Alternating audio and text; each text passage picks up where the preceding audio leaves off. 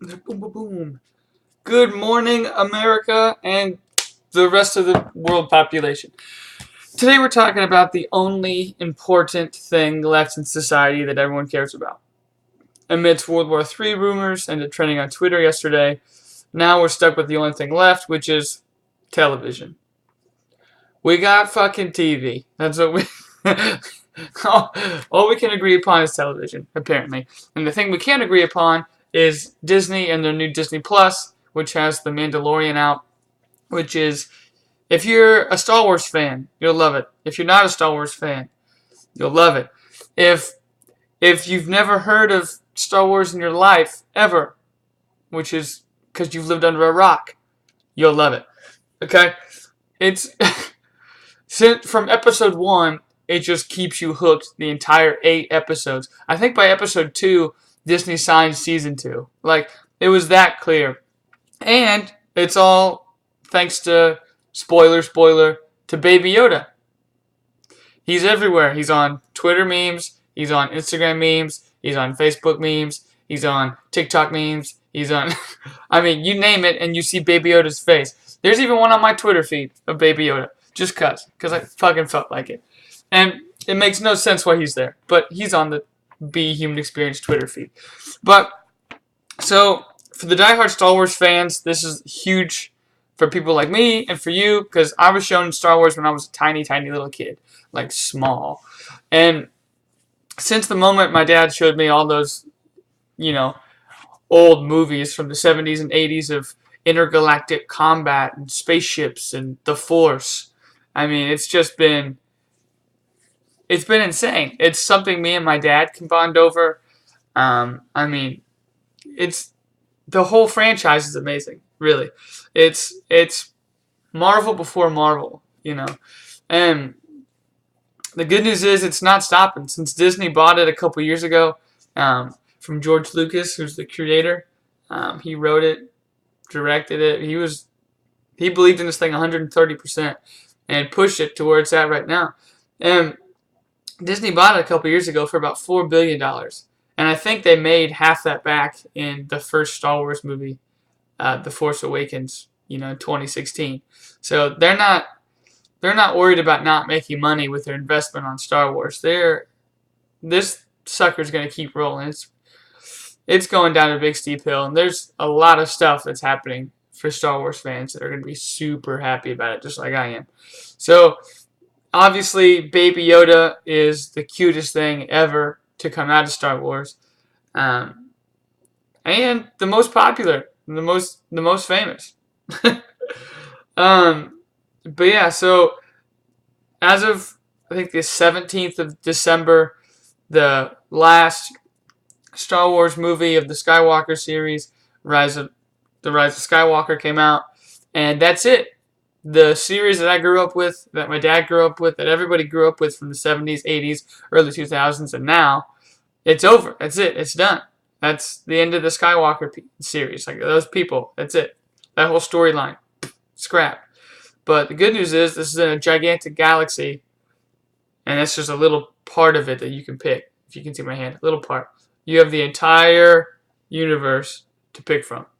So, they're not stopping, and they're starting in 2022, 2024, and 2026. We get a new 3-movie franchise for Star Wars.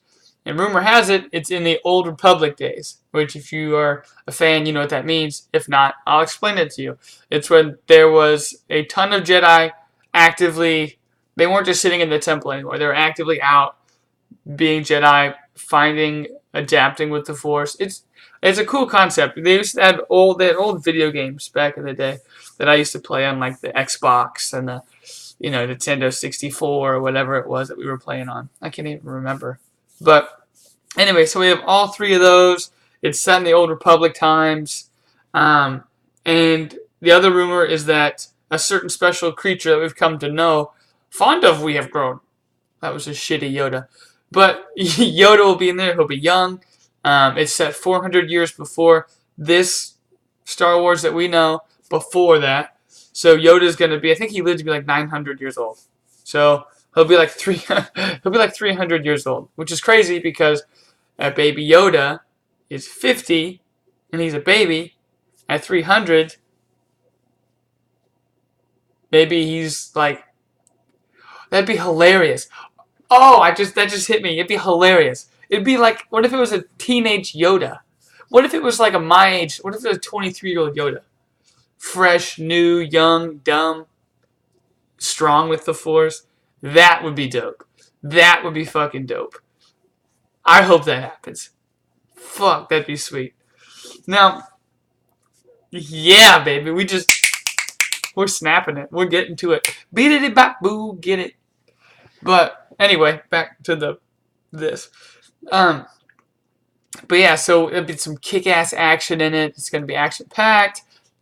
Deeper story for the Jedi, deeper story for the Sith, deeper story for Star Wars. They're going to keep doing that. That's the movie portion of it. And just for the next 2 years, this is the only thing that has come out that's going to happen. You have a Rogue One series character, Cassian Andor, which I'm not very familiar with him. That's coming out in late this year. You've got the Obi-Wan series with the original Obi-Wan from the prequels, Ewan McGregor. He's coming back. That's in 2021. And then the Mandolorian Season 2, either late this year or next year. Those are just the ones that have been agreed upon. Like, yep, we're good. You're clear to start producing those, making them, filming them. And I pulled a quote from The Verge just to kind of give you a general idea of like how deep this is and how much longer we have of Star Wars, because I think it could go on for, it could go on for as long as they want. If they keep making money for 90 years, they're going to keep making movies for the next 90 years. But the quote is, Star Wars as a universe allows for countless stories. It's a perfect franchise for Disney to explore, giving fans more Star Wars in their lives, but in the bite-sized chunks that aren't as connected to the Skywalker saga. So, whereas if you kept it with just the Skywalker saga like it has been, then Star Wars would just be done. It'd be over now. It'd be done. Nothing would matter. But now that you've got all these characters, all this story, all this background, everything, you can just push these new series out on Disney Plus now that you can stream them to your TV. I don't think this would have worked, honestly, back in the 70s or the 80s when it was just movies. The only way that this happened is in the order it happened. That's the only way this would have worked. Because we have Netflix, Hulu, Disney Plus, we have Apple TV now. There's a bunch of streaming services that are popping out with different shows. Amazon obviously has theirs. But if there wasn't any streaming services, then you wouldn't have any way to get it out quick and easy. And with the internet, things have just exploded and just completely changed the way we think about everything. TV, everything. Business, everything with the internet now has been completely changed, which is pretty positive. There's some negatives, but pretty positive. So, it's just me as a diehard fan. I'm super pumped. I'm super excited to see how deep this goes, because I've always wanted more story. For example, when I see something on Star Wars, I'll type on my phone in the theater or whatever, and I'll go back home, and I'll sit at my computer for hours typing and reading about the cast and the species and all this kind of stuff. So the detail intrigues me with this galaxy far, far away story that George Lucas made. I have a couple, and I liked all their spin-offs. I liked Solo, even though it apparently bombed, but I liked the Solo movie. So anything Star Wars I've watched, seen, and I own. I'm a fucking geek, and I know it. Now, there are some that I hope they do soon for this streaming service, just so I could, because like I said, I love the information part. I don't know about anybody else, but I love looking that up. I like the detail that George Lucas found and put into this. And not a lot of people really give a shit, but I do. So I couldn't watch the Clone Wars cartoon because I'm not a child. I just can't. I don't like cartoons. Call me crazy. I don't like cartoons. So I couldn't watch those. My son watches them, but I can't. I think I fell asleep every single time we put it on. But there was a character on there who turns out to be Anakin's Padawan, called Ashoka. Ashoka. I think it's Tano, something. I know it's Ashoka. So I don't know anything really about her species, her characters, anything about her in general. But her voice was in The Rise of Skywalker. You could hear it in a playback. You could hear as a Jedi that had been, involved in all of this. So it's kind of like I hope they put out a Disney Plus show, like maybe of her race, of her during the Clone Wars, and like maybe a little background detail. Like you have Obi-Wan coming out, right? So then you can have individual character ones pop out. You could have an 8 series or an 8 episode series just of information about her and more detail that plugs in between and fills the cracks in for fans like me, that I can go back and watch the order and everything and just get to know and just dive in deeper to a universe and the story that I already love.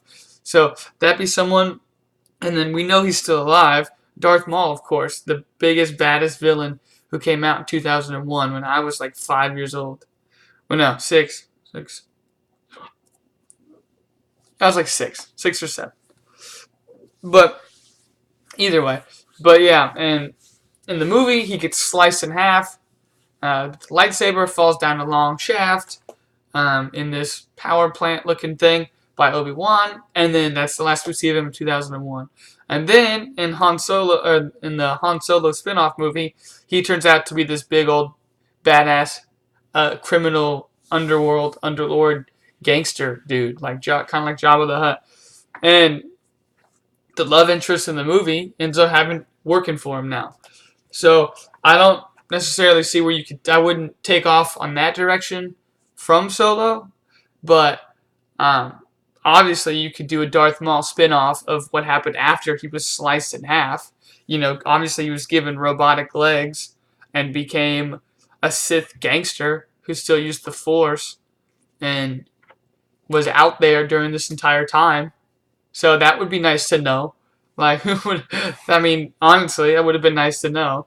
And then it didn't work with the movie, but I believe you could turn Han Solo into a cool series. You could just do every season could be like a big Han Solo job with Chewie, and you could explain the deeper relationship between those two and between Lando Calrissian, and just connect. You could just there's so many options. There's literally so many options. Those are the top 3 that I want though, just because I want more, and that'd probably be the easiest way to give to give me more.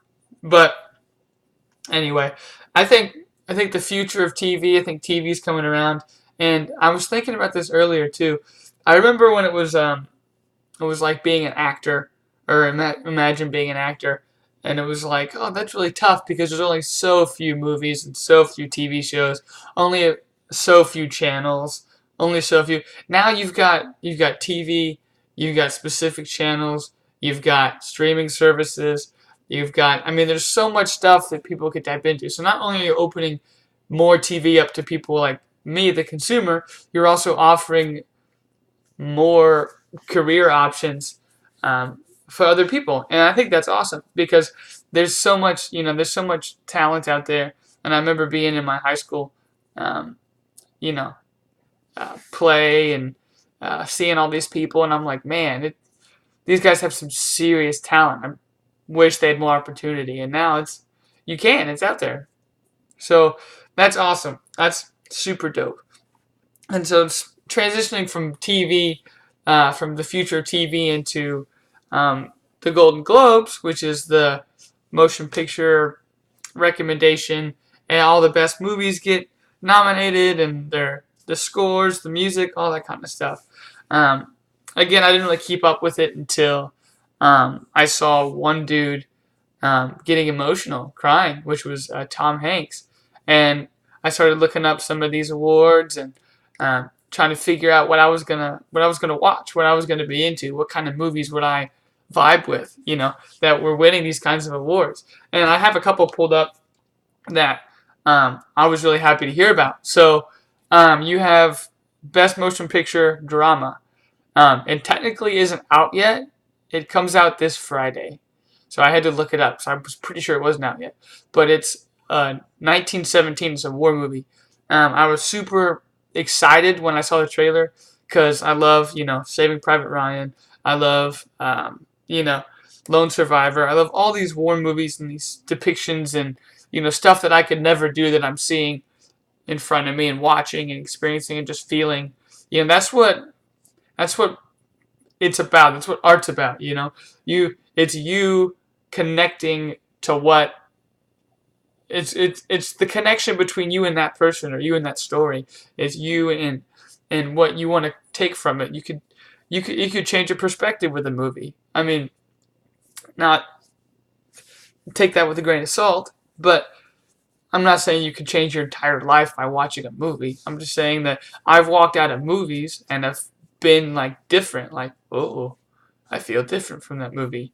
That was a dark movie. That was a deep movie. There's a lot of things you can connect with it, and that's the beauty of movies. That's why I love. People think I'm weird, but I go to movies by myself. So I'll go to movies by myself, and I'll watch them, and I'll analyze. I'll have my food, and I love it. It's my favorite pastime, to be honest.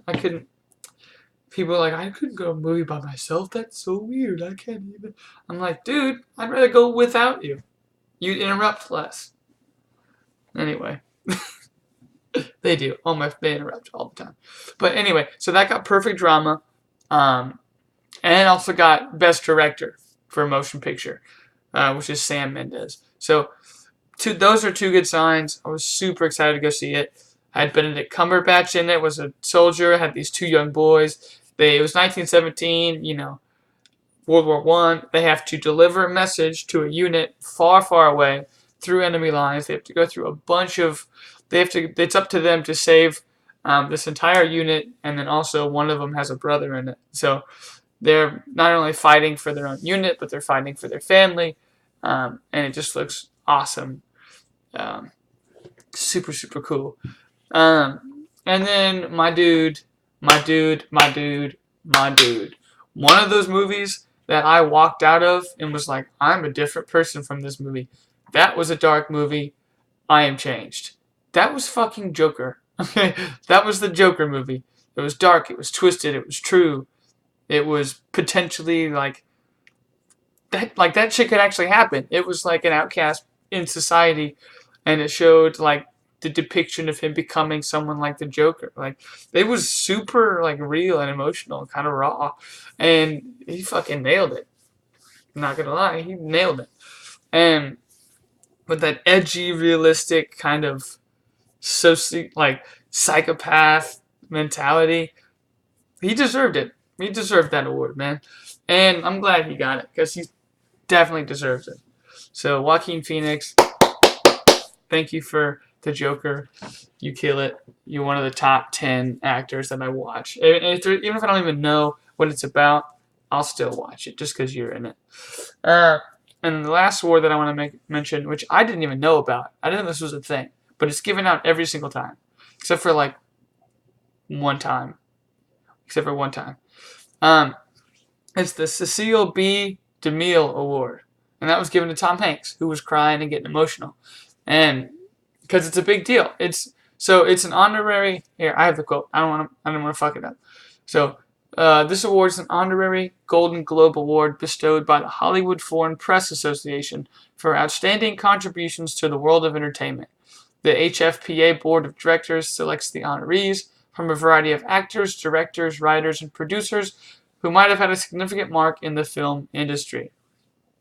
And so it's a big award, and I don't know why I've never heard of it before. I've never heard of it. Be like, oh my gosh, the Golden Globes. Did you watch for this award? Oh no, who won that one? I've never heard that. Never in my life have I heard that. And so when I looked it up, I mean, people like Bob Hope, Robert Redford, Judy Garland, Oprah Winfrey, Jack Nicholson, Audrey Hepburn, Robin Williams, Clint Eastwood, and a bunch of others among all of those actors and actresses and producers and writers and all those people who helped make movies the way that they are now. And he's in that list. And well-deserved. I mean, well-deserved. This dude is the epitome of a good man. He got up there and got emotional because he could just look down. He saw his family, his 5 kids, his wife, and he said, who wouldn't be grateful with a family like this in the front row? And then spread some love to them, and drop some serious knowledge and a great speech. If you haven't watched it, you could just type in Tom Hanks Golden Globes.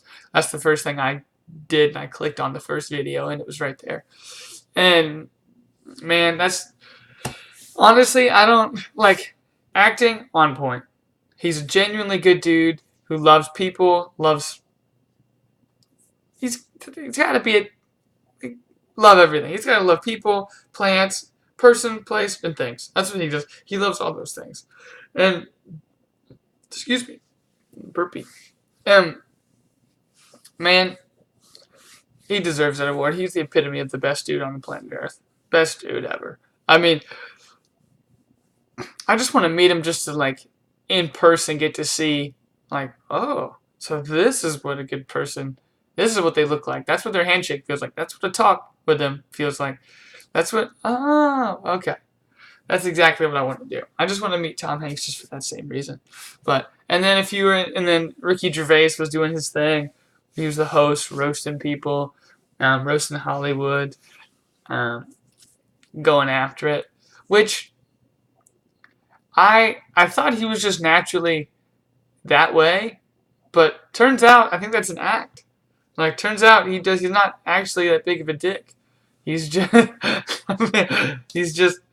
that's just part of his thing, part of his deal, part of one of his personas, I guess, which is good. I mean, it's obviously gotten him a lot of jobs, a lot of opportunity with it, but I never wanted to meet him. So I thought he was a dick, and I wanted to meet Tom Hanks because I knew he was the golden god. So, who knows? It's Hollywood, man. Hollywood, Hollywood, Hollywood. And again, I never watched it, but Once Upon a Time in Hollywood apparently won a ton of awards. Quentin Tarantino won an award for writing it, I think, directing it. Brad Pitt won an award for it, but I didn't really give a shit about it, so I didn't put it on the list because I didn't know what it was about.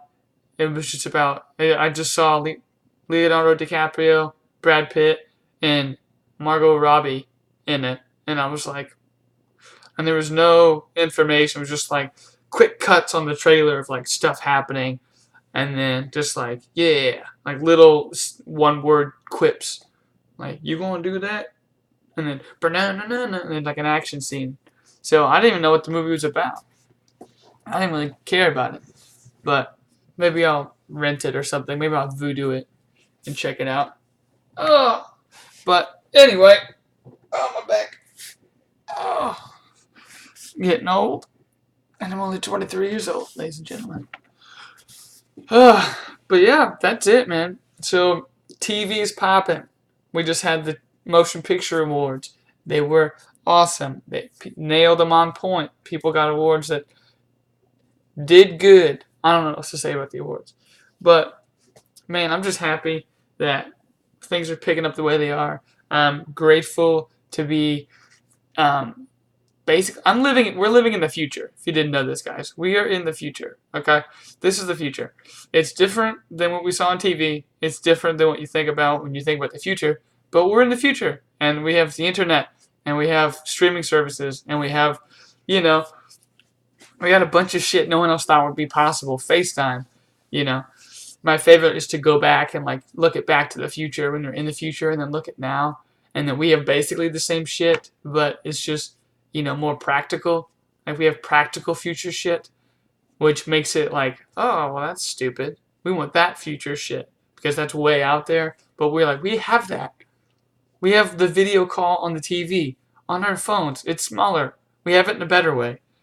We can get it anywhere, not just from the house, So, yeah, we have the practical future in our hands. And I'm grateful. You should be grateful. Everybody should be grateful to be living in a time where we can experience all this, where you can watch this, where you can read free access information at the tip of your finger. I cannot count how many times Google has saved my absolute ass. Whether it's at work, whether it's on the road, whether it's its GPS, whether it's whatever. whether it's the Google Nest thing I talk to in the kitchen. Um, anyway, it's once you're in a spot like this, you're super blessed to be able just to even do anything, just to contribute even a little bit to the society and to the just to the internet, to the vast informational data, is something that I find exceptionally, not necessarily not flattering, that I find exceptionally holistic in its view, that I can contribute something that, normally with me doing this, I'm talking to nobody, but no one's probably still gonna watch it, but just the opportunity for me to do this, even if it's just for myself, or to do something else, or to dive deeper into this is just part of me testing knowledge. There's so much stuff that this does for me and for you that we take for granted every day. And like I said, just grateful, man. Grateful is where it's at. Be appreciative, love everybody, treat others the way you want to be treated, and keep fucking watching TV shows. Keep watching movies, okay? Keep watching, because this shit's about to get good. Well, it's already good. It'll keep getting good. Anyway, thanks for listening. I gotta get some sleep because it's in the morning and I just got off work. But I will see y'all tomorrow. Peace out from the Be Human experience.